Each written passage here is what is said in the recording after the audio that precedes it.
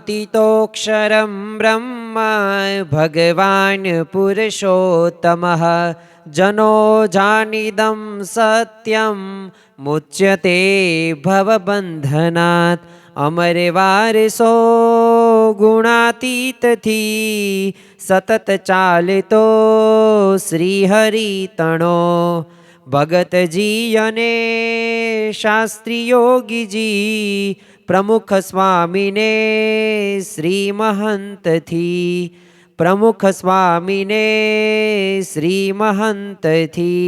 श्री स्वामिनारायण भगवाननी जय। अक्षर पुरुषोत्तम महाराजनी जय। गुणातीतानंद स्वामी महाराजनी जय। प्रमुख स्वामी महाराजनी जय। प्रगट गुरु हरि महंत स्वामी महाराजनी जय। सूरत अक्षरधाम महोत्सवनी जय। दरेक दिव्य हरिभक्तों ने अक्षर पुरुषोत्तम ज्ञान सत्रना भावभर्या जय स्वामी नारायण।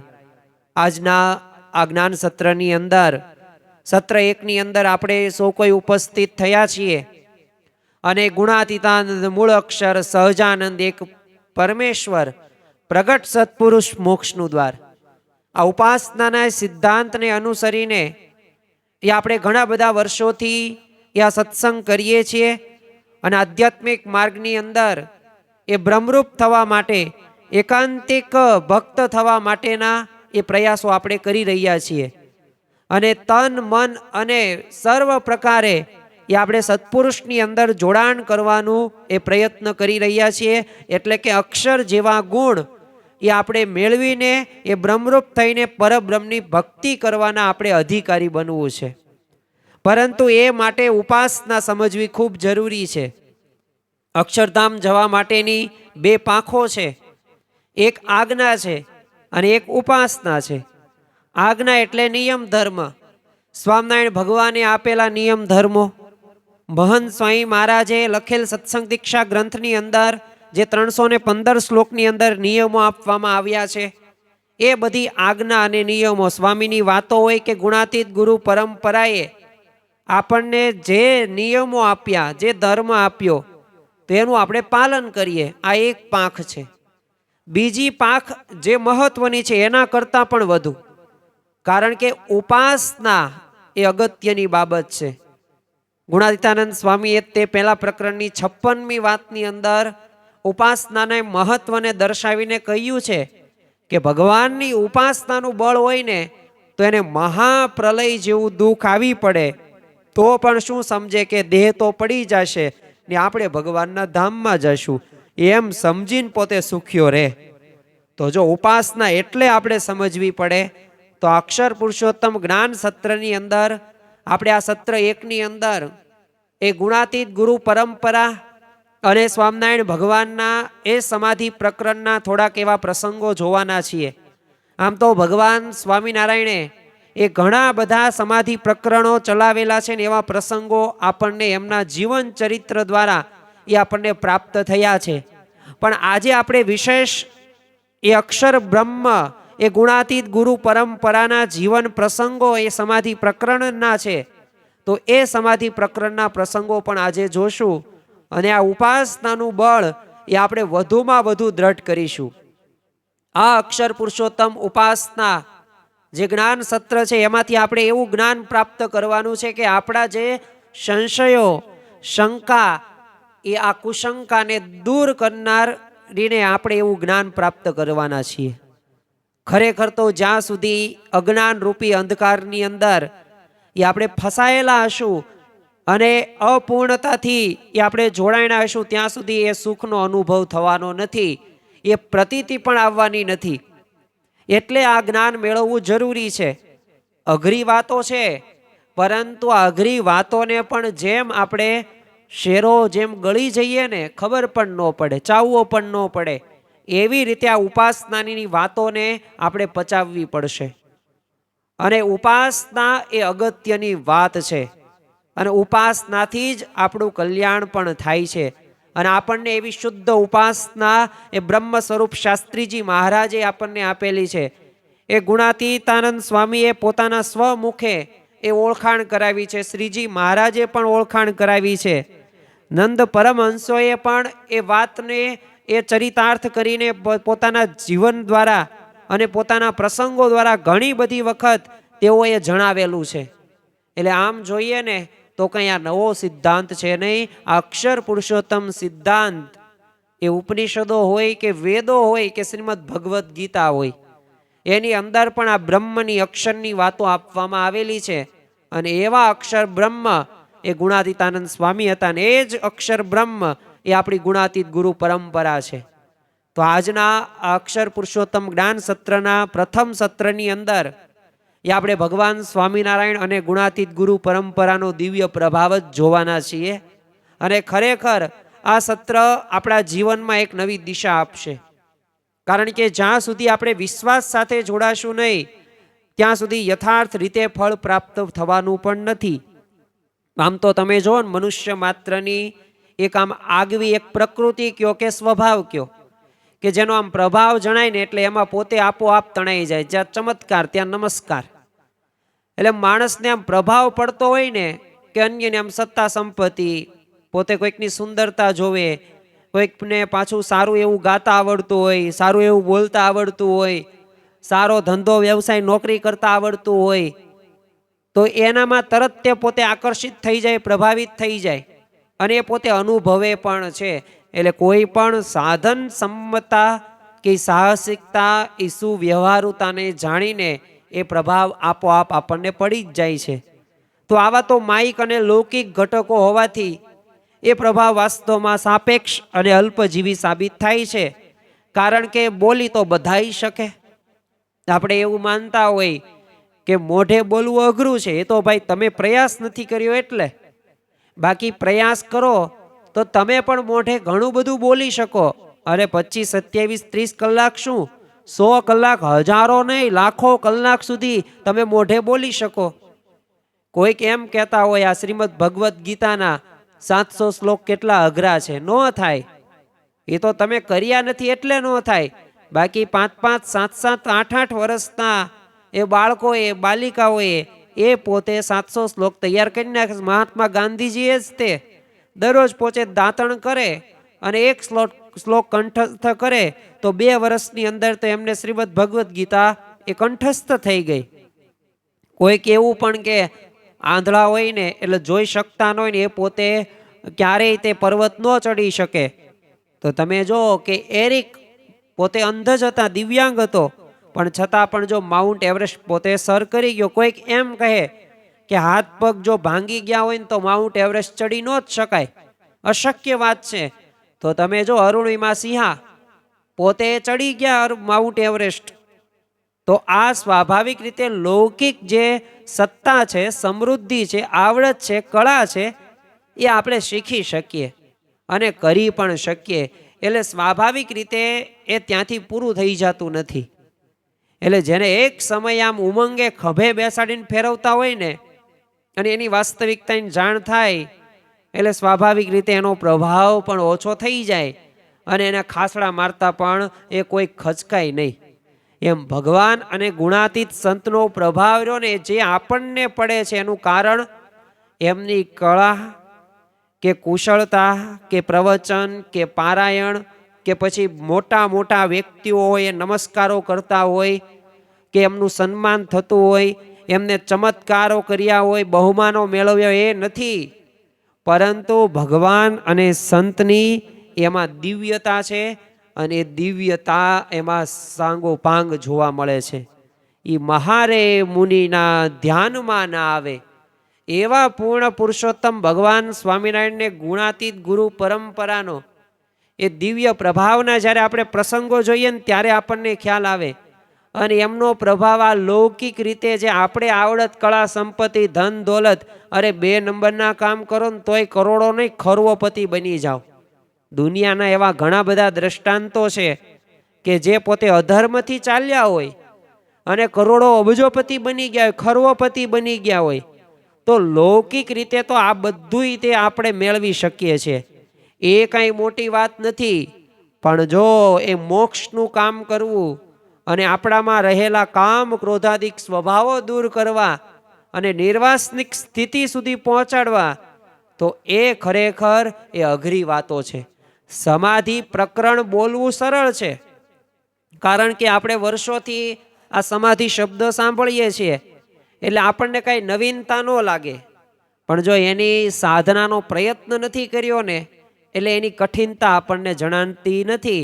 આપણે ઉપવાસની વાતો કરીએ કે ઉપવાસ કરવો જોઈએ અને આમ કરવું જોઈએ ને એમ, પણ એ તો છે ને બોલી શકીએ, પણ યુ નો, તમે કરશો તો ખબર પડશે. પ્રમુખ સ્વામી મહારાજ 105 ડિગ્રી તેમની તમે જુઓ કેટલા તે તડકા હોય કે ટાઢ હોય કે સ્વાભાવિક તે વરસાદ હોય કે એવી માંદગી હોય, એવા તાવની અંદર પણ પોતે 100, 125, 111 જેટલી પધરામણી એમને એક દિવસની અંદર કરેલી છે. એટલે સ્વાભાવિક રીતે આપણે આ જોઈએ ને ત્યારે આપણને સાહજિક લાગે કે એમાં શું, બેસવા જવાનું હોય ને આરતી ને, અરે એકની એક વાત પાછી, અને એકની એક વાત એટલું જ નહીં, કેટલો ભીડો પડે, એક જગ્યાએ બી જગ્યાએ ત્રીજો. અરે આપણને એક સ્વાભાવિક રીતે બે ઘરે દિવસ દરમિયાન આપણે બેસવા જઈએ ને તો એ કંટાળી જઈએ, પછી તો અઠવાડિયાને ગેપ મૂકી દે, હવે પછી આપણે જમવા કંઈક હોય તો ત્યાં પછી જશું, બેસવાય પછી જશું. જમવાય ન જઈએ ને બેસવાય ન જઈએ, ગેપ કેટલોય કરી નાખીએ. પણ જો આપણી આ ગુણાતીત ગુરુ પરંપરાએ એ આ કરેલું છે. એટલે પણ જો એ આપણે બોલવામાં સરળ, પણ યુ નો, આપણે કરશું તો આપણને ખ્યાલ આવશે. એમાં સમાધિ પ્રકરણ શબ્દ આપણે સાંભળ્યો છે કેટલી વખત, એટલે આપણે અનુભવ તો એવો કંઈ કર્યો નથી. પણ જો શાસ્ત્રોમાં લખ્યું છે કે યમ, નિયમ, આસન, પ્રાણાયામ, પ્રત્યાહાર, ધારણા, ધ્યાન અને 8મું અંગ છે સમાધિ. તો આવો અષ્ટાંગ યોગ જ્યારે સિદ્ધ થાય ને ત્યારે સમાધિ થાય. આવા 8માંથી આપણે એક એક અંગ સિદ્ધ કરવું હોય ને તો આપણું આખું જીવન છે ને પૂરું થઈ જાય, તોય તે એક અંગ પણ સિદ્ધ ન થાય. કારણ કે આસન જ તે 84 જેટલા આસનો આવે, એક એક આસનમાં 3-3 કલાક સુધી સ્થિર બેસવાનું, હલન ચલન પણ નહીં, મૂવમેન્ટ પણ નહીં. એમ તો આ યમમાંય કેટલું આવે, નિયમમાંય કેટલું આવે, પ્રત્યાહારમાં, ધારણા, ધ્યાનમાં બધું અઘરી બાબતો છે એની અંદર તે પાછું આવે. તો એ તો આપણે કરી જ ન શકીએ. જંગલની ગુફામાં કે પર્વતની અંદર એકાંતની અંદર આપણે અનંત પ્રયત્નો કર્યા અને પછી સમાધિનો કે સાક્ષાત્કારનો લેશ માત્ર અનુભવ ન થાય, તો એવી દુર્લભ સમાધિને ભગવાન સ્વામિનારાયણે આમ સહજ સુલભ બનાવી દીધી. એટલે આપણે અષ્ટકમાં રોજ આપણે શું બોલીએ છીએ, દૃષ્પ્રાપણ્યમે કંઠીરેનું પાયે સમાધિ સૌખ્યમ હઠયોગ મુખ્ય નિજાશ્રિતેભ્યો દદતમ દયાલુમ શ્રી સ્વામિનારાયણ માનમામી. એટલે કે હઠ યોગ વગેરે એ કઠિન બીજા સાધનોથી પણ પ્રાપ્ત કરવું દુષ્કર એવું સમાધિનું સુખ એ પોતાના આશ્રિત જનોને આપનાર દયાળુ શ્રી સ્વામિનારાયણ ભગવાનને હું નમન કરું છું. સત્સંગી જીવનની અંદર પણ લખ્યું છે કે કોઈ સાધન વિના કેવળ કૃપાએ કરીને મહારાજ પોતાના આશ્રિતોને એને ઘણા બધા મુમુક્ષોને સમાધિ કરાવતા. આપણે પ્રથમ તો ભગવાન સ્વામિનારાયણના એવા 1 થી 2 પ્રસંગો જોવા છે. ત્યારબાદ શાસ્ત્રીજી મહારાજના, ગુણાતીતાનંદ સ્વામીના, પ્રમુખ સ્વામી મહારાજના પ્રસંગો જોવા છે. કારણ કે અક્ષર પુરુષોત્તમ એ ખરેખર એ જ્ઞાન સત્ર એ આપણા જીવનની અંદર એક જ્ઞાન આપે એવું સત્ર છે. અને એ જ્ઞાનથી, આ સત્રથી આપણે અક્ષર પુરુષોત્તમ ઉપાસનાને વિશેષ કરીને દ્રઢ કરવાની છે. અને ઘણા બધા મુમુક્ષોને સમાધિના અનુભવો એક કરાવેલા છે. તમે જો વચનામૃત અમદાવાદનું 5મું વચનામૃત, તો એની અંદર પૂર્ણ પુરુષોત્તમ ભગવાન સ્વામિનારાયણના અસાધારણ લક્ષણ વર્ણવેલા છે. તો એની અંદર એક લક્ષણ એવું છે કે અનેક જીવના પ્રાણ નાડીઓને સંકેલે કરીને તત્કાળ સમાધિ કરાવે એ બીજાથી થાય નહીં. તો એવું એક અસાધારણ લક્ષણ છે, બીજા કોઈથી આ શક્ય બને એવું હે જ નહીં. અને એ ભગવાન સ્વામિનારાયણે સહજતાથી, ભગવાન ક્રિયા સાધ્ય નથી, ભગવાન કૃપા સાધ્ય છે, અને કૃપા સમાધિ આપણને કરાવી. એ અષ્ટાંગ યોગની સાધના તે એ બાદ થતી સમાધિ એ સર્વોચ્ચ એક આધ્યાત્મિક એક અનુભૂતિનું નામ છે. અને એ સમાધિ પ્રકરણની અંદર એ ખરેખર ક્યારેકની એમની વાત આપણે સાંભળીએ, ક્યારેક આપણે એમનું સ્મરણ કરીએ, ક્યારેક એમની પ્રાસાદિક વસ્તુના દર્શન કરીએ ને તો એ ઘણા બધા લોકોને ત્યારે સમાધિની દિવ્ય અનુભૂતિ થતી. શ્રીજી મહારાજે વચનામૃત એ વરતાલના તે 13ની અંદર પોતે લખે છે કે મૂર્તિનું જ્યારે જીવ શ્રદ્ધાએ કરીને દર્શન કરે ને એમાં ઇન્દ્રિયો ભગવાન સામા તણાઈ જાય ત્યારે સમાધિ થાય છે. એક વખત છે ને શ્રીજી મહારાજે માંગરોળ ગામની અંદર સમાધિ પ્રકરણ ચલાવેલું. તે પોતાના દર્શને કોઈક આસ્તિકો આવે એટલે એને કોઈકને અડધો કલાક, કોઈકને કલાક, કોઈકને 1-2 દિવસ, તો કોઈકને 6-6 મહિના સુધી સમાધિ થતી. હું તમને એક પ્રશ્ન પૂછું કે માણસ કેટલા દિવસ સુધી પોતે જમ્યા વગર એને ચાલે, જીવન જીવી શકે? તો આપણે વધુમાં વધુ કેટલા દિવસ કહીએ? હા ચલો 50, 60, 70 દિવસ, પછી તો પૂરું ને, પછી પોતે જીવી શકે નહીં. તો આ એક સ્વામિનારાયણ ભગવાનનો દિવ્ય પ્રભાવ કે એમના એ જે નાડી, જીવના પ્રાણ નાડી એને સંકેલ દે, સમાધિ કરાવી દે, અને પાછું 1-1, 2-2 દિવસ નહીં, 6-6 મહિના સુધી, અમુકને તો વર્ષ, 2-2 વર્ષ આમ સમાધિમાં જનારના ઢગલા થઈને શબ્યત પડા રહેતા. અને ફરી શ્રીજી મહારાજ સોટી અડાડે એટલે પોતે જાગ્રત થઈ જાય. તો જો એમને ભગવાન સ્વામિનારાયણનો સર્વોપરી નિશ્ચય થયો જ હતો. અને એ સમાધિ મહારાજ પોતે કરાવતા, અને એવી સમાધિ પોતાના સંતો દ્વારા પણ કરાવતા હતા. અને ખરેખર આપણને ખ્યાલ છે કે એમને જે પ્રકરણો ચલાવેલા, આ સમાધિ પ્રકરણ હતું, 49 વર્ષ સુધી એમને પછી નકરું સમાધિ પ્રકરણ ચલાવ્યું નથી. એમને સમાધિ પ્રકરણ તો 1.5-2 વર્ષ સુધી, પછી વચ્ચે અમુક વાર એ સમયાંતરે કરતા હતા, અમુકને કૃપાએ કરીને સમાધિ પ્રકરણ કરાવતા. પણ પછી એ સમાધિ પ્રકરણ એમને સંકેલી લીધું. એ એમની એક દિવ્ય લીલા હતી. એટલે જ્યારે પણ ભગવાન આ પૃથ્વી ઉપર આવે છે ત્યારે ભગવાન કાં તો ભગવાન જેવા સંત પૃથ્વી ઉપર જરૂર વિચરતા હોય છે.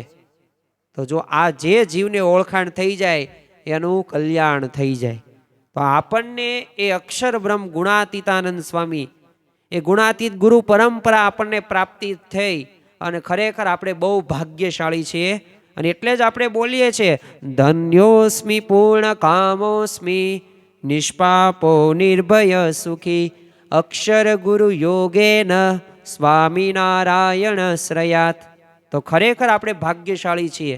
નિષ્કાંત સ્વામીએ પણ જો ભક્ત ચિંતામણી ગ્રંથની અંદર 49મા પ્રકરણની અંદર પોતે લખે છે, અને કેવી રીતે આ સમાધિ પ્રકરણો ચલાવેલા હતા અને કેવી રીતે સમાધિ થતી હતી, તો એનું થોડુંક વર્ણન આપવામાં આવે છે. સદગુરુ નિષ્કાંત સ્વામી પોતે લખે છે, પછી મુક્તાનંદને વચને થાય સમાધિ બહુ જનને, પછી એ જ પ્રકરણ ચલાવ્યું, સર્વે જન તણે મન ભાવ્યું, જે સંત બેસાડે ભજને, થાય સમાધિ તેને વચને, સંત વિના બીજા જન જેહ, થાય સમાધિ કરાવે તેહ, તે પ્રતાપ છે મહારાજ તણો, શું કહીએ વળી વર્ણવી ઘણો, સર્વે લોક આશ્ચર્ય પામિયા, નાથ શરણે શીશ નામિયા, જન મળી કરી જે કાર, પ્રભુ પ્રગટ્યા થયો અવતાર.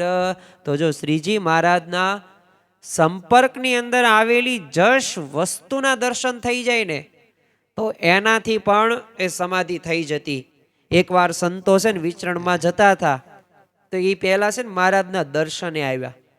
એટલે સંતો મહારાજને કીધું કે અમે કઈ બહુ શાસ્ત્રો કઈ ભણ્યા નથી, તો અમે શું વાતો કરીશું. પછી મહારાજે પોતાની પ્રસાદીનો હાર આપ્યો અને કીધું જો આ હાર જો ને એ વાતો કરશે, એટલે આ હાર તમે લઈ જાઓ. એટલે સંતો મહારાજની આજ્ઞા થઈ એટલે પ્રસાદીનો હાર લઈ ગયા અને ગામડે ગયા, ને ત્યાં જ સંતો ભજન કીર્તન કરે અને પછી પ્રસાદીના હારના દર્શન કરાવે. અને જે પ્રસાદીના હારના દર્શન કરે બધાને સમાધિ થઈ જાય, અને અક્ષરધામમાં મહારાજની મૂર્તિના દર્શન થાય. અને આમ સમાધિમાંથી એ કોઈ ગુણ ભાવી ન હોય, સાવ સામાન્ય એક જીવ હોય, તો એને જાગ્રત થઈને પોતે સમાધિની અંદર સંતો પાસે આવીને વર્તમાન ધરાવે. અને મહારાજના તે જો હવે આ અંતર્ધાન થયા પછી પણ આ સમાધિનો પાછો દિવ્ય એ સહજ પ્રભાવ એ ગુણાતીત સંત દ્વારા પણ ક્યારેક ક્યારેક જાણવામાં આવતો. અને હવે આપણે એવા થોડાક પ્રસંગોનું આચમન કરવું છે. અને આ અક્ષર પુરુષોત્તમ ઉપાસના જ્ઞાન સત્રની અંદર એ ખરેખર ગુણાતીત ગુરુ પરંપરા જે આપણને પ્રાપ્તિ થઈ છે, જ્યારે એમના આપણે પ્રસંગો જોઈએ ત્યારે પણ આપણને સાહજિક રીતે ખ્યાલ આવશે કે ખરેખર આ જ સમાધિ પ્રકરણો એ હજી પણ શરૂ છે. અને એ કૃપાએ કરીને આ ગુણાતીત ગુરુ પરંપરા એ આપણને સાહજિક રીતે આવા પ્રસંગોનું એ આપણને તાદ્રશ્ય અનુભવ કરાવે પણ છે, અને એવા ઘણા બધા ભક્તોનો અનુભવ પણ છે. અક્ષરબ્રહ્મ ગુણાતીતાનંદ સ્વામી તે પોતે નાના હતા એટલે એમનું નામ મૂળજી. તો પોતાના નાના ભાઈ હતા એમના સુખદેવ દવે, ત્યાં પોતે કાલાવડ ગયા. તો ત્યાં એકવાર છે ને શાળામાં જઈને વિદ્યાર્થીઓને છે ને બધું કીધું કે હું લખાવું ને એ તમે લખો, અને ગોવિંદ ગોપાલ હરે મુરારી હે નાથ નારાયણ વાસુદેવ આવી રીતના લખાવ્યું. વિદ્યાર્થીઓ આટલું લખ્યું ને ત્યાં તો બધાના આમ સમાધિ થઈ ગઈ. એટલે બધા આ જોઈને છે ને શિક્ષક હતા ને એ પોતે ગભરાઈ જાય, કારણ કે હજુ તો આવું થયો ચમત્કાર. એટલે મૂળજી ભક્તે કીધું કે તમે કઈ ચિંતા ન કરતા, બધા છે ને સમાધિમાં ગયા છે. અને પછી તો એમ બધા સમાધિમાં જાગૃત પછી કર્યા, અને પછી બધા બાળકોએ કીધું કે અમને છે ને તેજ દેખાણ્યું, અને તેજમાં છે ને મૂળજીના દર્શન થયા.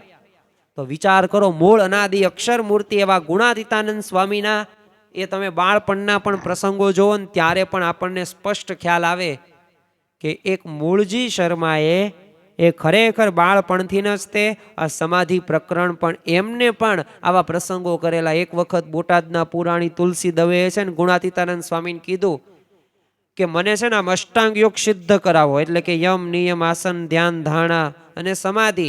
અને અષ્ટાંગ યોગનું ફળ શું છે? તેઓએ શું કીધું? ધારણા, ધ્યાન ને સમાધિ. અને પછી તે સ્વામી એને પોતાની સન્મુખ બેસાડ્યો અને થોડા દિવસ ભજન કરાવ્યું. હવે આ સમયે છે ને મંદિરમાં સેવા કરતા છે ને સવા ભગતને મંદવાડ હતો. એટલે સ્વામીએ બધાને કીધું કે આ સવો છે ને વાસના સોતો મરે તો એ તો ખોટું કહેવાય, એટલે આપણે બધા છે ને માળા ફેરવીએ અને પુણ્ય એને આપીએ. અને પછી તો બધા પાસે માળા ફેરવવાથી એને પૂર્ણ અપાવ્યું, નિર્વાસનિક કરીને દેહ પણ મુકાવ્યો. હવે એના આત્માને લઈને સ્વામી ચાલ્યા ને એ ભેળે તે તુલસી મહારાજને પણ સમાધિમાં ઉપાડ્યા. પહેલા તો એમને ષટચક્રો દેખાડ્યા, પછી એ ખરેખર એ ગણપતિના સ્થાનિકથી લઈને ભૃકૃતિમાં પણ એ ભગવાનના દર્શન સ્થાનક બતાવે છે. પછી પેજ એમનો પુંજ હતો એ બ્રહ્મરદ્રના માર્ગે એ તુલસીના આત્માને બહાર કાઢ્યો, અને ત્યાં તો તેજની સળંગ એક સડક દીઠી, અને એમાં સ્વામીશ્રીને ઊભેલા જોયા. સાથે સવો પણ હતો. એટલે એ તો પોતે ચાલ્યો ને આંખ મીચીને ઉઘાડે એટલી વારમાં હજારો ગાવ જતું રહેવાયનું એવી ગતિથી પોતે ચાલતા. અને રસ્તામાં અક્ષર બ્રહ્માત્મક નાદ સાંભળવાથી બંને પોતે ધ્રુજવા લાગ્યા. પણ સ્વામી સાથે હતા એટલે એમને ડર ન લાગ્યો, હિંમત આવી ગઈ. અને પછી તો ખૂબ દૂર જ્ઞાન તેજની સડકની ડાબુ બાજુએ સ્ત્રી પુરુષ ઉભેલા જોયા. એટલે તુલસીએ કીધું કે આ સ્ત્રીનું રૂપ તો બ્રહ્માંડમાં કોઈનું રૂપ ન હોય એવું છે, પણ પુરુષ શામ કેમ છે? સ્વામી કે જેમના થકી અનંત બ્રહ્માંડોની ઉત્પત્તિ સ્થિતિને લય થાય ને આ મૂળ પુરુષ અને મૂળ પ્રકૃતિ છે. અને ત્યારબાદ બીજું એટલું અંતર ચાલ્યા ને અને અક્ષરધામ આવ્યું. ત્યાં જ દિવ્ય તેજના સિંહાસન પર શ્રીજી મહારાજને બેઠેલા જોયા. પછી તો સભા વચ્ચેથી આગળ ચાલ્યા ને ત્યાં તે સવો તો મુક્તોની પંક્તિમાં બેસી ગયો. પછી એની ઓળખાણ ન પડી. પછી તો ઘણા બધા મુક્તો વચ્ચે શ્રીજી મહારાજે દિવ્ય પોશાકમાં હિંડોળો પર ઝૂલતા હતા જોયા. એટલે તુલસી સિંહાસનના ત્રીજા પગથી હાથ જોડીને ઊભા રહ્યા ને શ્રીજી મહારાજને પ્રશ્ન પૂછ્યા. પછી તેમને બધા મુક્તોને સમીપથી દર્શન થતા હોય એટલે ચારે બાજુ ફેરવીને દેખાડ્યું, અને ચારેય કોર તેજના અંત રહિત બ્રહ્મપુર જોયું. પછી તુલસીએ પૂછ્યું કે હે મહારાજ, આ બધા મુક્તોના દેહ શાના છે? એટલે મહારાજે બતાવ્યું તો બધા મુક્તોના દેહના આરપાર તેજ દેખાણું. કોઈના દેહ એકબીજાને આવરણરૂપ બને નહીં ને એમ સોસરું દેહ દેખાય, છતાં હાથ પગને આદિ પાછા અવયવો તો બરાબર દેખાય જ. તેને પછી એમને પ્રશ્ન પૂછ્યો કે આ ગુણાતીતાનંદ સ્વામીને બધા અક્ષર કહે છે તો એનું કેમ સમજવું? એટલે દૂર ઉભેલા બધા સ્વામીની મૂર્તિ ફેલાય અને ધામરૂપ થઈ ગયા, અને તેઓ મહારાજ અને અનંત મુક્તોને ધારી રહ્યા ને એમ દેખાણું. પછી મહારાજે કીધું જોયું? આ બધા સર્વે અક્ષર છે, પણ મૂળ અક્ષર તો આ ગુણાતીતાનંદ સ્વામી છે. અને પછી સ્વામીની મૂર્તિ મહારાજના સિંહાસન પાસે સાધુ રૂપે આવીને ઊભી રહી. એટલે તુલસીએ સ્વામીને ઓળખ્યા અને અક્ષર બ્રહ્મના એ સાક્ષાત સંબંધથી એ તુલસી મહારાજની નિરાવરણ સ્થિતિ થઈ ગઈ. એમને તો ભૂખ, તરસ, ઊંઘ, આળસ, એ દેહની બીજી હાજતો હતી ને એ બધી ટળી ગઈ અને શરીર આખું દિવ્ય થઈ જાય. અને એ પ્રમાણે 12 મહિના સુધી તુલસીભાઈની એવી સ્થિતિ રહીને પછી તો જ્યારે ભગા દોશીએ કાગળ લખ્યો કે તુલસી જેવો હતો એવો કરીને પાછો મોકલી આપજો, એટલે ગુણાતીતાનંદ સ્વામીએ તો નિરાવરણ દ્રષ્ટિ પાછી ખેંચી લીધી.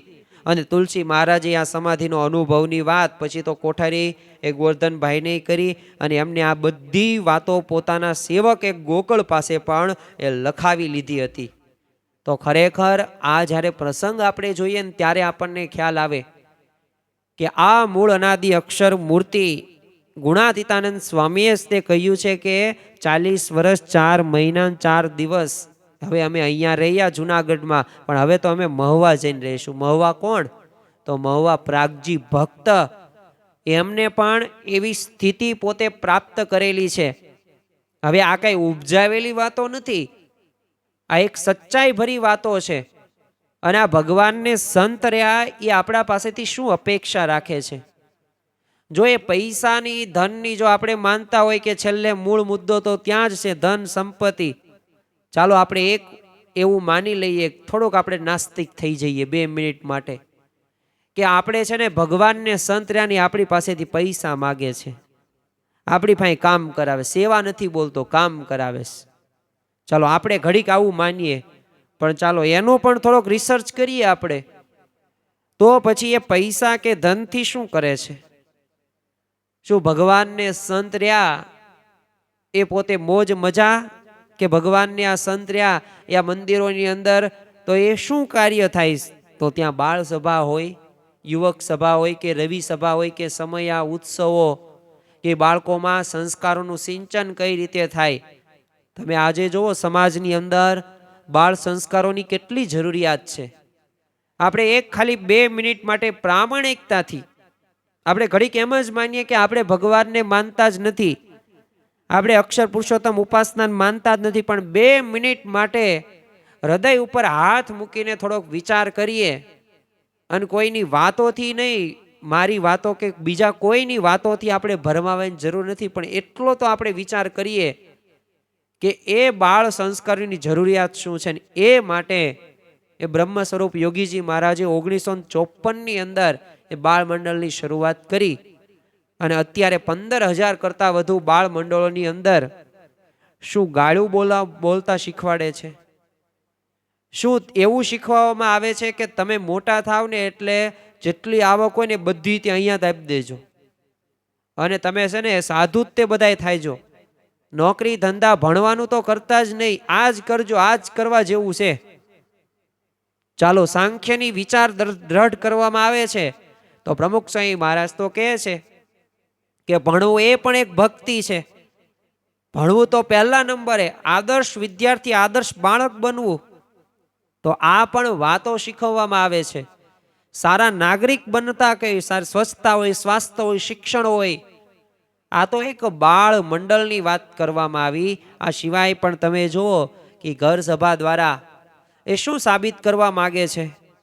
યા બાળ સંસ્કાર કે યુવા કેન્દ્રો દ્વારા એ યુવા સભા હોય કે બાલિકા સભા હોય, તો આ બધુંય તે એક જોઈએ ને ત્યારે આપણને ખ્યાલ આવે ખરા અર્થની અંદર કે ભગવાન અને સંતને આપણી પાસેથી કંઈ એવો સ્વાર્થ નથી. હા, એક સ્વાર્થ છે કે આપણે સાચા માર્ગે આગળ વધીએ, આધ્યાત્મિક માર્ગે, લૌકિક માર્ગે પણ આગળ વધીએ.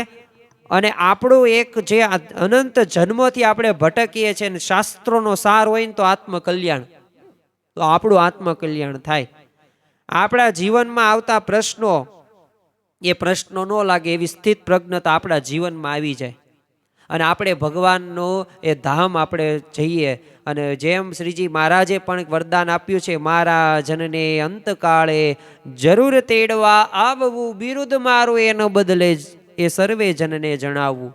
તો એ અક્ષરધામમાં અધિકારી બનાવવા માટે એ આ ભગવાન અને સંત એ દાખલો કરી રહ્યા છે. તો તો એની સામે આપણે જોઈએ ને ત્યારે આપણને ખ્યાલ આવે. અને ખરેખર એવા ઘણા બધા પ્રસંગો છે અને એ પ્રસંગો ઉપરથી પણ આપણને ખ્યાલ આવે જ તે. આપણે બીજો એક પ્રસંગ જોઈએ અને થોડીક વિશેષ પ્રતીતિ કરીએ. એકવાર જાદવજીભાઈ મિસ્ત્રી પોતે પારાયણ પ્રસંગે છે ને વડતાલ આવેલા અને ત્યાં ખૂબ માંદા પડેલા, એટલે ગુણાતીતાનંદ સ્વામી એમને દર્શન આપવા માટે પધાર્યા.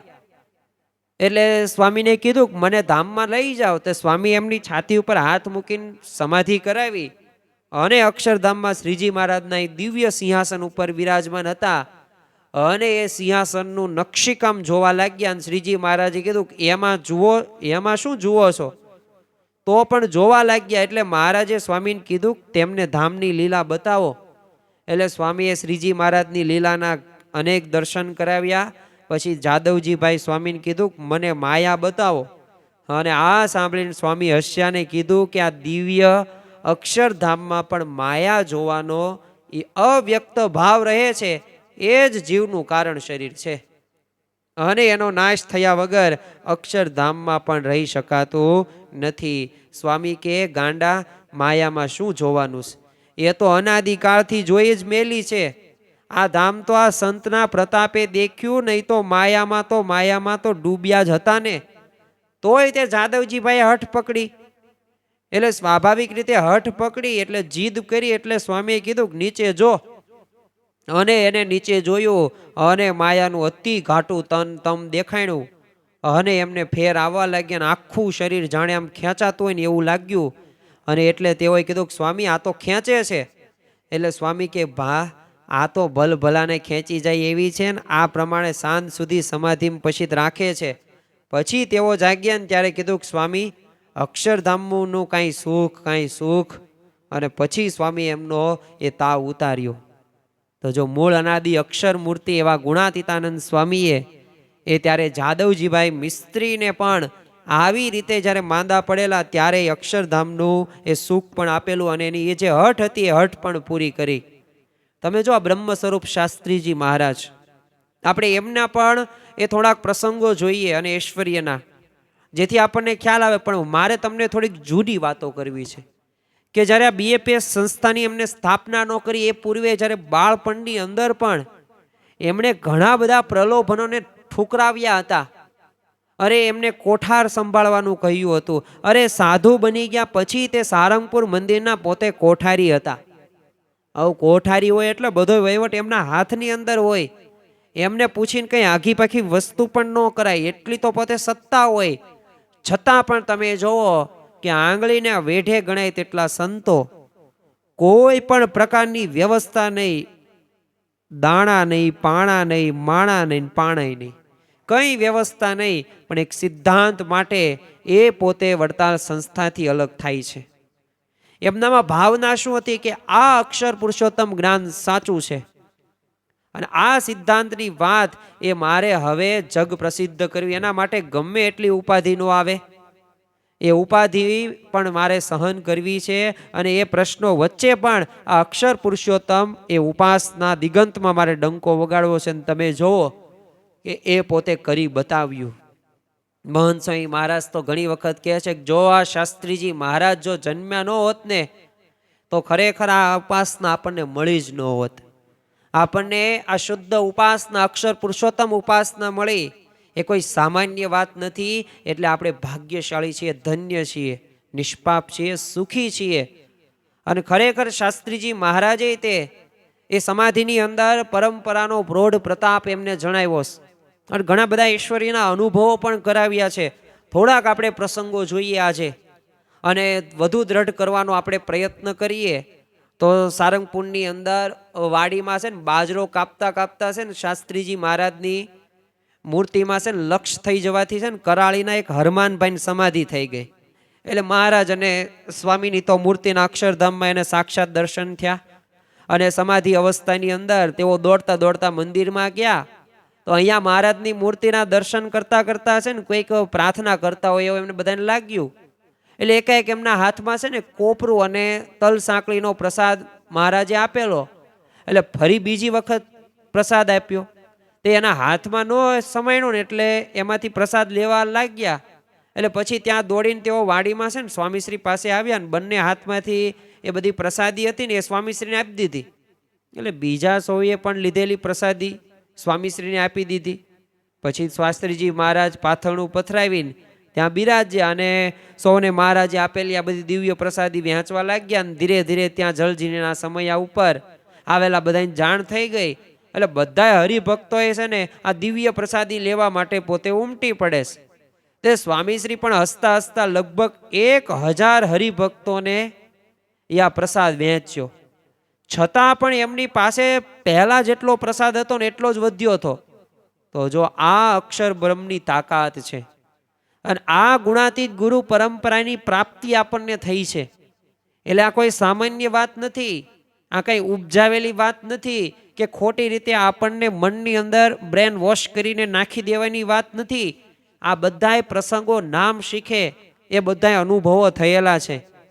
અને ચાલો બીજો જ તે અનુભવ ત્યારે જ તે આપણને સૌ ખ્યાલ જ છે એ બધી, કે જ્યારે બ્રહ્મ સ્વરૂપ શાસ્ત્રીજી મહારાજે 1916ની અંદર એ જ્યારે સારંગપુર મંદિરની એ જ્યારે મૂર્તિ પ્રતિષ્ઠા કરી અને એ મંદિરની જ્યારે મૂર્તિ પ્રતિષ્ઠા દરમિયાન એ જે પ્રસાદ હતો ને એમાં પણ શીરાનો પ્રસાદ હતો.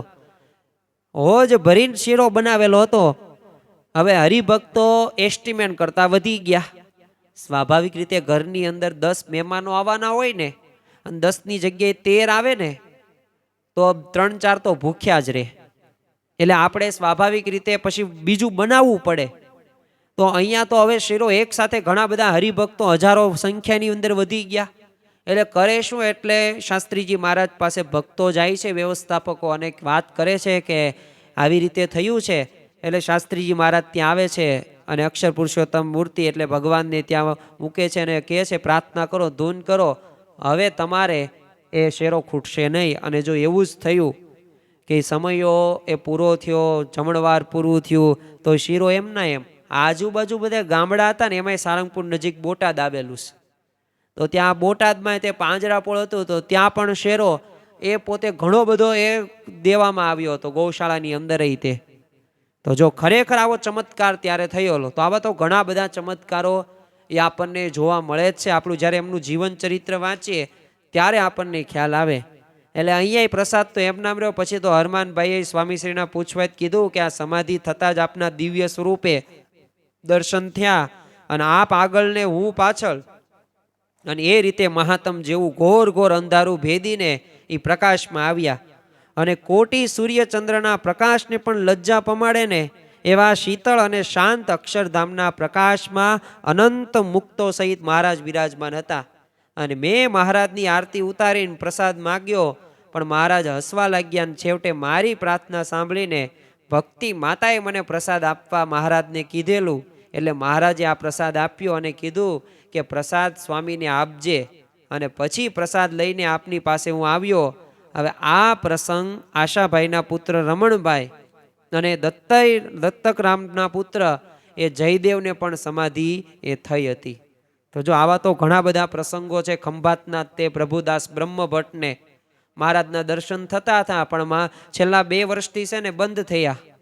એટલે એમને ફરી દર્શન ચાલુ થાય ને એ માટે ઉપવાસ શરૂ કર્યા. 9મા ઉપવાસે સંવંત 1985માં મહારાજ અને ગુણાતીતાનંદ સ્વામીએ દર્શન આપીને કીધું કે જો મારી શુદ્ધ અક્ષર પુરુષોત્તમ ઉપાસનાનું પ્રવર્તન જો શાસ્ત્રીજી યજ્ઞ પુરુષદાસજી કરી રહ્યા છે, માટે એ ભૂખ એક ભીડો વેઠી રહ્યા છે અને ખરેખર ઘણો બધો એ ભીડો વેઠી રહ્યા છે. તો આ ઉપાસનાનું પ્રવર્તન વધુ થાય તો એ માટે શ્રી અક્ષર પુરુષોત્તમ ઉપાસનાના મંદિરો કર્યા છે.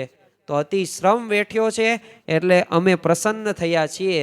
અને હવે કૃપા સમાધિ દ્વારા આ સત્સંગનો વધારે વિસ્તાર એ અમે કરીશું.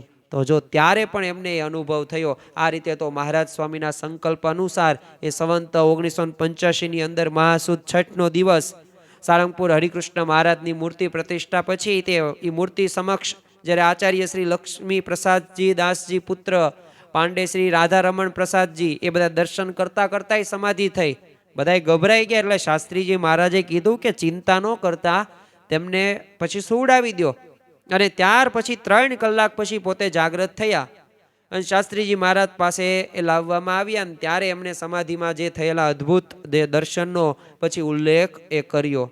તો જો આવી રીતે ઘણા બધા પ્રસંગો ઉપરથી આપણને ચરિતાર્થ થાય છે કે આ સામાન્ય એ પુરુષની આપણને પ્રાપ્તિ નથી થઈ, સામાન્ય સંતની પ્રાપ્તિ નથી થઈ. એ જ્યારે સદગુરુ મુક્તાનંદ સ્વામી, બ્રહ્માનંદ સ્વામી એ બધાને જે સમાધિ પ્રકરણના જે અનુભવો થતા હતા એ જ અનુભવો આ બધાય હરિભક્તોને પણ બ્રહ્મ સ્વરૂપ શાસ્ત્રીજી મહારાજ કરાવતા.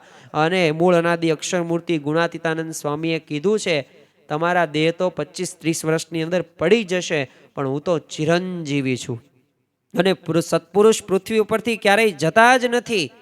તો જો આ વાત રહીને એ આપણા જીવનની અંદર એ આપણે દ્રઢ કરીને રાખવાની છે. ત્યારે પણ આ સમાધિ પ્રકરણો ચાલતા હતા ત્યારે આમ કહેવાય ને કે એ શાસ્ત્રીજી મહારાજ દ્વારા એ જ્યારે સમાધિના પ્રૌઢ પ્રતાપને આંખે દેખ્યો અહેવાલ એ આપતાય ભક્તરાજ શ્રી રસિકભાઈ આંબલીવાળી પોળથી છે ને તારીખ 27/9/1948 રોજ એ આફ્રિકાના બધા મુક્તરાજ શ્રી મગનભાઈ, હરમાનભાઈ આ બધા હરિભક્તોના પત્રમાં લખે છે કે છેલ્લા 20 દિવસથી પૂજ્ય માતાજી મણિબેન દ્વારા સ્વામીશ્રીએ આખા અમદાવાદને ગાંડું કરી મૂક્યું છે.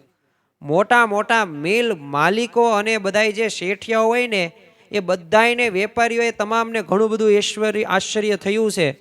પ્રથમ તો આ વસંતરાય પંડ્યાના આગ્રહથી છે ને ઠાકોરલાલ શેઠના બંગલે આ મણિબેન ઉતારો રાખ્યો ને એ વખતે પૂજ્ય સ્વામી બાપા સારંગપુર એ જળ ઝીલણીએ પધારેલા અને 13/9/1948 રોજ એ જ્યારે વસંતરાયની બેબી એ જે 8 વર્ષની છે એને સમાધિ શરૂ થઈ અને સ્વામીજી તો તેને અક્ષરધામમાં લઈ જાય, દર્શન કરાવે, પછી ગોલોકમાં લાવે, દૂધ પીવરાવે. મણિબેન તો રોજ સમાધિ થાય. અને આ બધી વાત આજુબાજુ બધી સોસાયટીમાં રહેનારા બધા શેઠિયાઓના સાંભળવામાં આવેલી એટલે એ બધા જોવા માટે આ વસંતરાયના ઘરે આવવા જાય. અને એમાંના એક મુમુક્ષ ઠાકોર લાલે એ મુનસાએ વાત ગળે ઉતરીને એ જ દિવસે એમની નાની 5 વર્ષની બેબી એને સમાધિ થઈ. એટલે ઠાકોરલાલે શેઠને ઘણો જ સારો નિશ્ચય જીવમાં બેસાઈ ગયો અને વસંતરાયને આગ્રહ કર્યો કે હવેથી રોજ સમાધિનો છે ને પ્રોગ્રામ એ મારે એ બંગલે એ રાખવો, કારણ કે ત્યાં મોટું એક વિશાળ ચોગાન હતું એટલે 2000 માણસો જોવા આવે તો પણ આમ સગવડ થાય એવી રીતે હતું. એટલે એવું કીધું અને તેમાં શહેરના ઘણા બધા માણસોએ આ જોવા માટે આમંત્રણ આપ્યું. એટલે 2-3 હજારની મેદનીમાં જાહેરમાં સમાધિનો એક કાર્યક્રમ શરૂ થયો અને એ વખતે નવી જાતની પ્રસાદી આવી. તે બંને બેબીઓને સમાધિ થઈને જોવા આવેલા બધા પબ્લિકમાં પણ થઈ. કૃષ્ણ ભગવાનના દર્શન થયા. ત્યાર પછી બીજા દિવસે બધી બંને બેબીઓ છે એ બાલ મંદિરમાં ભણવા ગયા. ત્યાં ભણવા ગઈને ત્યાંય ક્લાસમાં આવીને બધી વાત કરી અને જેને ભગવાનનું દર્શન કરવા હોય એને આંખો મીચીને અમે દર્શન કરાવશું. એટલે લગભગ 25 છોકરીઓને ત્યાં ક્લાસરૂમમાં સમાધિ થઈ ગઈ. દરેકને બધાને જે ઈષ્ટદેવ ભગવાન એમના દર્શન થાય. હવે આ વાત સ્વાભાવિક રીતે ભલે ત્યારે એટલું બધું મીડિયા હતું નહીં કે એટલું બધું આ સોશિયલ મીડિયા ઇન્ટરનેટનું પણ વ્યાપ્ત નહોતો, પણ ખબર તો પડી જ જાય. અને ત્યારે બધા લોકો તે પોતે ન્યૂઝવાળા હતા એટલે એક વાત બીજાને કે બીજા ત્રીજાને કે અને આખું અમદાવાદ હતું ને ગાંડું થઈ ગયું. અને એ દિવસે એમ તો શેઠ ઠાકોરલાલને ત્યાં 5000 માણસો રાત્રે સમાધિનો પ્રોગ્રામ જોવા માટે ભેગા થયેલા. હવે એમનું કમ્પાઉન્ડ તો નાનું પડવા લાગ્યું એટલે એ વખતે પ્રસાદ આવવા લાગ્યો અને પબ્લિકમાં પણ 4 જણને સમાધિ થઈ અને બંને બેબીએ સમાધિ થઈ. અને ખરેખર એની અંદર તે જે ઈષ્ટદેવ ભગવાનને માનતા હોય એવો અવાજ ને વાસળી જેવો અવાજ સંભળાય બધાને. અને બીજું એ આશ્ચર્ય થયું કે મહારાજને અડધો મણ પેંડા થાળમાં પ્રસાદી ધરાવી અને એમાંથી મહારાજ વચ્ચેથી ખાડો પાડીને લગભગ 3 શેર જેટલા એ પેંડા જમી ગયા. ત્યારે બધાને આશ્ચર્ય થયું. અને પ્રોગ્રામ દરમિયાન એક પારસી શેઠ હતા નોરસીર મારફતિયા. હવે આ બધું જોવા માટે કુટુંબ સાથે પધારેલા એટલે એમના ગળે હાથે વાત ઉતરી ગઈ. એટલે શેઠ ઠાકોરલાલને વાત કરી કે મારા કાંકરિયાએ આવેલા બંગલાનું બધું કમ્પાઉન્ડ છે ને બહુ મોટું છે એટલે 8 થી 10 હજાર માણસો બેસી શકે એવું છે. અને પછી તો 20/9/1948 થી કાર્યક્રમ ત્યાં રાખવાની જાહેરાતને સંદેશ થઈ અને ગુજરાત સમાચારમાં તે પહેલા જ પાને મોટા અક્ષરે છાપવામાં આવી. અને હવે તો આખું અમદાવાદ જાણે આમ સમાધિની અંદર જોવા પોતે ગયું. અને પારસી શેઠે તે એક મોટો મંડપ તૈયાર કરાવી દીધો. લાઇટો હોય મણિબેન માટે ઊંચો મંચ હોય, ઠંડા પાણીની વ્યવસ્થા હોય. પહેલે જ દિવસે 8,000 માણસો ભેગા થયા અને સમાધિઓ શરૂ થઈ. તો જો એક પૂર્ણ પુરુષોત્તમ ભગવાન સ્વામિનારાયણના અસાધારણ લક્ષણોમાંનું એક આ લક્ષણ અમદાવાદ 5માં જે કીધું છે કે નાડી હોય ને એ બધી તે સ્વાભાવિક રીતે સ્થિર કરી નાખે. આપણે નાડી તપાસીએ દેખાય જ નહીં, આપણને એમ લાગે મૃત્યુ જ પામ્યું, પણ જો એ સમાધિ અવસ્થા અને એ અષ્ટાંગ યોગ એ સમાધિ ત્યારે દ્રઢ થાય ને એ સાહજિક રીતે જો ભગવાન અને ભગવાનના અખંડ ધારક એવા સંત દ્વારા સમાધિ પ્રકરણો શરૂ થયા. હવે આશ્ચર્ય શું થયું કે પારસી શેઠે એ નોસીર મારફતિયાએ 2 ભાણીઓ 20 અને 22 વર્ષની છે એમની સમાધિ થઈ અને શાસ્ત્રીજી મહારાજે એમને અશો જરથુસ્તના દર્શન કરાવ્યા અને એમને પારસી જરબાનું એમને પણ સમાધિ થઈ ગઈ અને પ્રસાદીની પછી કંઠી આપે છે અને પછી તો એ ભગવાનના પણ દર્શનો થયા. એટલે લોકોને તો ભારે આશ્ચર્ય થયું. એટલે આ બધું કરનાર તો શાસ્ત્રીજી મહારાજના દર્શનથી આ બધા પારસી શેઠને બધા અન્ય બધા માણસો બધા ત્યાં બધા તરત ભેગા થઈ ગયા અને એટલે ઉપરા ઉપરી 4 તાર તો સાળંગપુર કર્યા. એટલે માણસ પણ મોકલો ને જલ્દી પધારો એવી વાત પણ કરવામાં આવી. હવે એ કાર્યક્રમ સાંજના છે ને 8 થી રાતના 12 વાગ્યા સુધી ચાલ્યો. બીજે જ દિવસે છાપામાં છાપવામાં આવ્યું. એટલે તો માનવ મહેરામણ સાંજના 6 વાગ્યાથી કાંકરિયા જવા માટે શરૂ થયા. લગભગ 10,000 માણસો એ પોતે ત્યાં આવી ગયા. શેઠને મંડપ વધારવો પડ્યો, છતાં 1000 માણસ તો પાછા ગયા હશે. અને એ દિવસોની અંદર પાછો શ્રાવણ ભાદરવો પૂરો થવા છતાંય વરસાદ નહોતો. એટલે આમ કહેવાય ને એક ટીપા માટે લોકો આમ તરસતા અને ઢોરો પણ ભૂખે મરવા લાગ્યા. એટલે બધાના આગ્રહથી છે ને વાદળી ઉતરે જ કેલાને તીર એ ભજન એ બધું 3 વખત ગાવામાં આવેલું. એટલે મહારાજે છે ને સમાધિમાં કહેલું કે તમારી પ્રાર્થના છે ને સ્વીકારી છે અને શનિવારે શાસ્ત્રીજી મહારાજ આવશે અને તેઓ વરસાદને સાથે લેતા આવશે. અને એ પ્રમાણે મહારાજે કહ્યું એટલે પબ્લિકમાં તો જાહેરાત કરાઈ. લોકો બધા આનંદમાં વિખરાયા.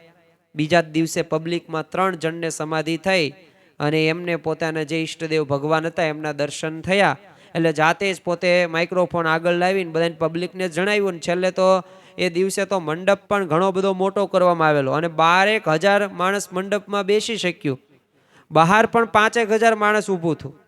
એટલે શ્રીજી મહારાજ સ્વામી બાપાની દયાથી તો બધો કાર્યક્રમ સારી રીતે સફળ થયો અને પારસી શેઠ તે રોજ 1,000નું ખર્ચ કરતા. 2 થી 3 મણ પેંડાનો પ્રસાદ રોજ વહેંચાતો. એટલે પારસી શેઠના વાઇફ છે ને છેલ્લે દિવસે મુંબઈ ગયેલા. એટલે એમને શેઠ તો સ્પેશિયલ એરોપ્લેન દ્વારા અમદાવાદ તેડાવી લીધા અને એમના હાથે જ આરતી ઉતરાવી. અને આમ કહેવાય ને પારસી કુટુંબ તો આમ ગાંડું થઈ ગયું.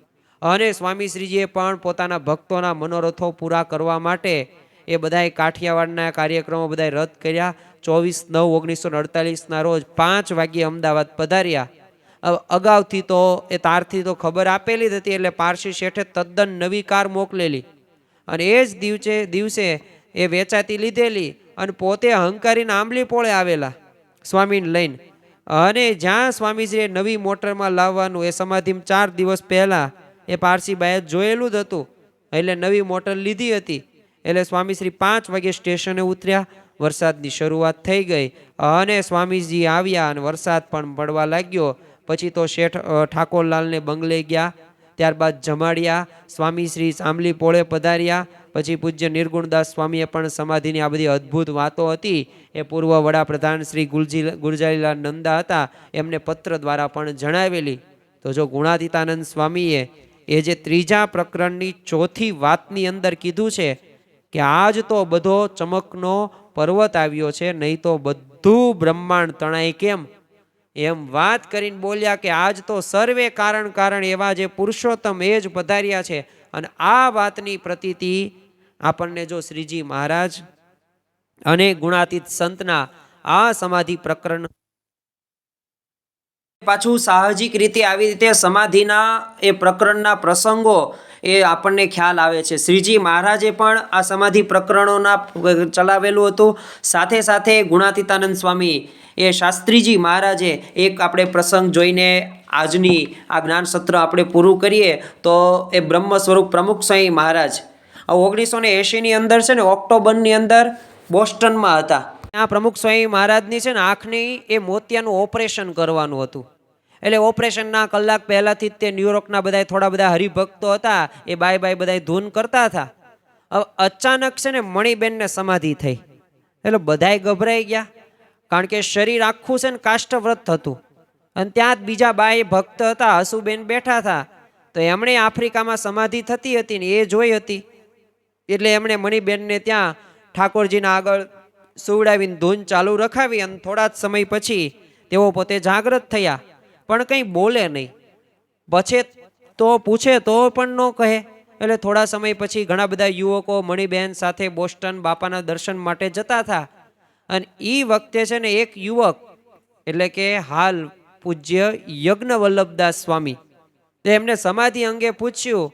તો ત્યારે તેઓએ કીધું કે બેટા, મહારાજે કહેવાનું છે ના પાડી છે, પણ છતાં તને કહું છું કે સમાધિમાં હું જાણે છે ને બાપાના ઓપરેશન થિયેટરમાં હોઉં ને એવું મને લાગ્યું. અને ડૉક્ટર ઓપરેશન કર્યું તે બધું સાક્ષાત મેં જોયું. તો જો આમ પ્રમુખ સ્વામી મહારાજે પણ આ સમાધિ કરાવી છે.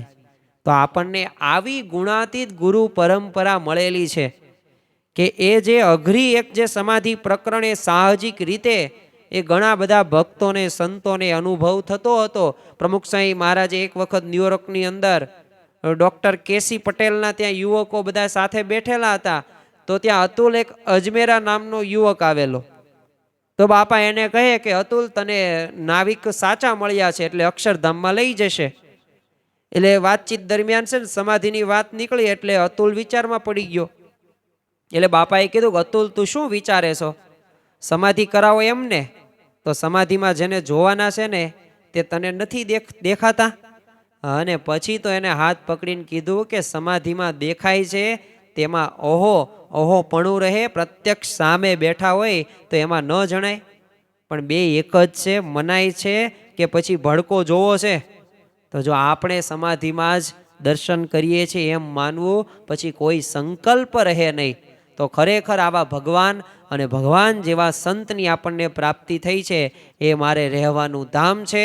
તો એવા મૂળ અનાદિ અક્ષર મૂર્તિ ગુણાતીતાનંદ સ્વામી, એ જ ગુણાતીતાનંદ સ્વામી આપણને ભગતજી મહારાજ, શાસ્ત્રીજી મહારાજ, યોગીજી મહારાજ, પ્રમુખ સ્વામી મહારાજ અને વર્તમાન કાળે એ મહંત સ્વામી મહારાજમાં એ આપણને વિદ્યમાન થતા જોવા મળે છે. તો ખરેખર આપણે બહુ ભાગ્યશાળી છીએ. એ આપણે પ્રતીતિમાં હવે પરિવર્તિત કરવાની. આ જે આપણને પ્રાપ્તિ થઈ છે, આ જે વાત આપણને મુદ્દો, જો આ તો યોગી બાપા કહેતા કે આમ બગાસું ખાતા છે ને કોઈ કે એ સાકરનો ગાંગડો મોંમાં મૂકી દીધો. તો એવા ભગવાનને, એવા ગુણાતીત ગુરુ પરંપરાની આપણને પ્રાપ્તિ થઈ છે. એવા શુદ્ધ ઉપાસના આપણને મળ્યો છે. આ ઉપાસનાને બળે કરીને આપણા જીવનું આપણે રૂડું કરીએ. ફરી વખત આપણે જ્યાંથી શરૂઆત કરી ત્યાં ફરી વખત આપણે યાદ કરીએ કે ઉપાસના રહીને એ અગત્યની વાત છે. અક્ષરધામમાં જવા માટેની એ જે બે પાંખો, અને એ બે પાંખોમાંની એક પાંખ એટલે ઉપાસના અને બીજી પાંખ એટલે કે આજ્ઞા. તો સારધાર રીતે આપણે આજ્ઞાનું પણ પાલન કરીએ અને સાચા અર્થની અંદર જો આપણા જીવનની અંદર જો આપણે ઉપાસનાનું બળ રાખીશું તો ખરેખર આપણે આગળ વધીશું. ગુણાતીતાનંદ સ્વામીએ ચોથા પ્રકરણની 15મી વાતની અંદર કીધું છે કે પ્રગટ ભગવાન મળ્યા છે તેથી પરિપૂર્ણ કલ્યાણ માનવું, પણ અધૂરું માનવું નહીં. ને સાધન કરવા અથવા સાધુ થવું એ તો બધું વિઘ્ન ન થાય ને એના અર્થે છે. પણ ઉપાસનાની દ્રઢતા રાખીને વળગી રહેશો તો પાર પડી ગયું છે. અને જેવે રૂપે ભગવાન મળે તેનું ધ્યાન ભજન કરવું તે પુરુષોત્તમ ભગવાનને મેળવી દે છે. અને શાસ્ત્રો પણ એ જ આપણને કહે છે, બ્રહ્મ એ પરબ્રહ્મ સુધી પહોંચવાનો સેતુ સમાન છે. તો એ બ્રહ્મ સંગાથી આપણે એ મન કર્મ વચને જોડાઈએ. ગુણાતીતાનંદ સ્વામીએ ચોથા પ્રકરણની 21મી વાતની અંદર કીધું છે, એક ઉપાસના, બીજી આજ્ઞા, ત્રીજો સમાગમ ને ચોથું સત્શાસ્ત્રનું વ્યસન. તો એ ચાર દ્રઢ કરીને રાખવા તો આપણા જીવનની અંદર આ દ્રઢતા આવે. આ ઉપાસનાનું બળ વિશેષ કરીને આપણે દ્રઢ કરી શકીએ. અને ખરેખર આપણે બહુ ભાગ્યશાળી છીએ, ધન્ય છીએ, નિષ્પાપ છીએ, નિર્ભય છીએ કે આપણને આ ઉપાસના મળી, આ ગુણાતીત ગુરુ પરંપરા મળી, આવા ભગવાનની પ્રાપ્તિ થઈ છે. તો આજના દિવસે આપણે મહારાજ સ્વામીના ચરણોમાં પ્રાર્થના કરીએ કે એ જ સમાધિનું સુખ, એ જ નિર્વાસનિકતા એ જે શ્રીજી મહારાજ ગુણાતીત ગુરુ પરંપરા કરે છે એ વર્તમાન કાળે મહંત સ્વામી મહારાજ પણ એ આપણામાં રહેલા સ્વભાવો, આપણામાં રહેલી પંચ વિષયો પ્રત્યેની આસક્તિ એમાંથી એ નિર્વાસનિક કરે છે અને અનાસક્ત કરીને ભગવાન બાજુ આપણને જોડે છે. તો એવી બળ, બુદ્ધિ અને શક્તિ આપો કે આ ઉપાસનાને વધુમાં વધુ અમે દ્રઢ કરીને એ બીજાને પણ કહી શકીએ મહિમા સાથે. એ જ આજના દિવસે પ્રાર્થના. શ્રી સ્વામિનારાયણ ભગવાનની જય.